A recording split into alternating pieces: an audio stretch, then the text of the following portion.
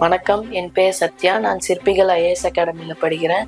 போன வீடியோவில் ஜாலியன்வாலா பாக் படுகொலை பற்றி பார்த்தோம். இந்த வீடியோவில் தமிழ் எழுத்துக்களின் வகை தொகைகளை பற்றி பார்ப்போம். தமிழ் எழுத்து 4000 வருஷ பழமையான எழுத்து. இத்தகைய மொழியை அரசர்களும் புலவர்களும் சங்கம் வைத்து வளர்த்தாங்க. தமிழ் எழுத்துக்களோட வகை தொகைகள்: உயிரெழுத்துக்கள் 12, மெய் எழுத்துக்கள் 18, உயிர்மெய் எழுத்து 216, ஆயுத எழுத்து 1. மொத்தம் 247 எழுத்துக்கள் உள்ளது. உயிரெழுத்தும் மெய்யெழுத்தும் சேர்ந்து 30 எழுத்துக்கள் முதல் எழுத்து என்று கூறுகிறார்கள். உயிரெழுத்துக்கள் 2 வகைப்படும்: உயிர்குறில், உயிர் நெடில். உயிர்குறில் 5 இருக்கிறது: ஆ, இ, உ, ஏ, ஓ. உயிர் நெடில் எழுத்துக்கள் 7 உள்ளது: ஆ, இ, உ, ஏ, ஐ, ஓ, ஔ.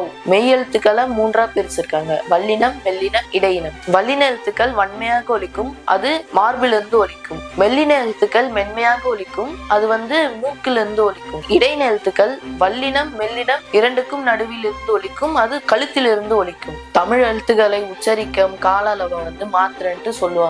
குறில் எழுத்துக்கு 1 மாத்திரை, நெடில் எழுத்துக்கு 2 மாத்திரை அளவும், ஆயுத எழுத்துக்கு அரை மாத்திரை அளவும் இருக்கிறது. எடுத்துக்காட்டுக்கு என் பேரோட மாத்திரை அளவு என்னதுன்னா, சாவுடைய மாத்திரை அளவு 1, இத்தோட மாத்திரை அளவு அரை, யாவுடைய மாத்திரை அளவு 2. மொத்தமா என் பேரோடைய மாத்திரை அளவு 3. அதே மாதிரி உங்க பேரோடைய மாத்திரை அளவு கமெண்ட்ல தெரியப்படுத்துங்க. நன்றி.